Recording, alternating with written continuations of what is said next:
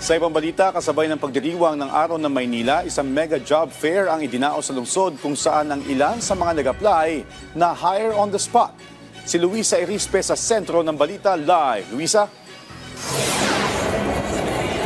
Joshua, libo-libong trabaho ang bukas sa isinasagawang mega job fair ngayong araw dito sa lungsod ng Maynila. Ito'y bilang paggunita sa ika-454 na selebrasyon ng Araw ng Maynila.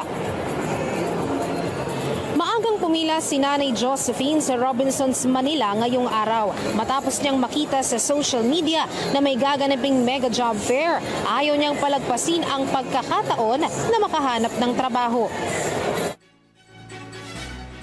Nare-resign ko lang kasi kaya naghahanap ako ulit ng bagong work. May nakita ako sa FB, may job fair, kaya nagpunta ako dito. Tinatayang 4,000 trabaho ang bukas sa isinasagawang mega job fair. Nasa 30 employers ang kalahok dito at kahit mapa fresh graduate, senior high graduate ay maaaring mag-apply. Ayon sa Public Employment Service o PESO ng lungsod ng Maynila, inaasahan nilang nasa 300 hanggang 500 aplikante ang dadagsa ngayong araw sa job fair. May pagkakataon naman sila na ma-hire on the spot dahil mabilis ang proseso. More or less nasa 300 to 500 po na aplikante po. Pero ngayon po kaninang umaga, kanina po medyo marami-rami na po yung mahaba na rin yung pila. So mas marami, mas maganda para po para po makapagbigay po tayo ng marangal na trabaho para sa bawat Manileño. May ilan namang nag-apply kaninang umaga na agad nang natanggap o nakakuha ng trabaho. Tulad ni Josephine o ni Jessica na 7 buwan na umanong naghahanap ng trabaho. Dito lang pala sa job fair siya matatanggap kaya laking pasalamat niya sa gobyerno. Gayon din si Gian na fresh graduate lang ng senior high pero natanggap na agad siya sa kanyang inapplya. Masaya po kasi finally po na-hired na rin po. Naghahanap po talaga ako kasi bali 7 months na po akong hindi nag-work.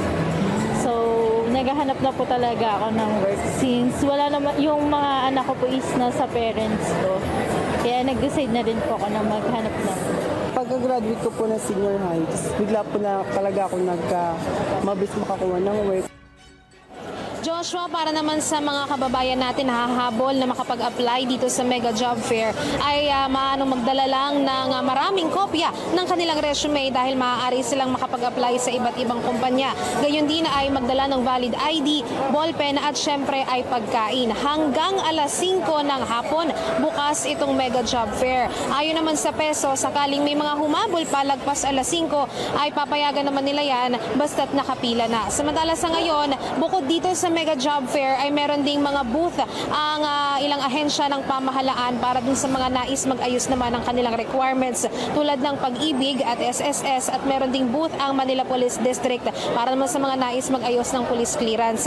At meron ding booth ang Overseas Workers Welfare Administration para dito nga sa mga pamilya ng mga OFW sakaling may mga concern o kaya ay may mga i-inquire hinggil sa mga programa ng pamahalaan. At syempre meron ding mula sa Manila Disaster Risk Reduction and Management Office para naman sa mga emergencies na maaaring mangyari dito sa job fair. At yan muna ang latest. Balik muna sa iyo, Joshua.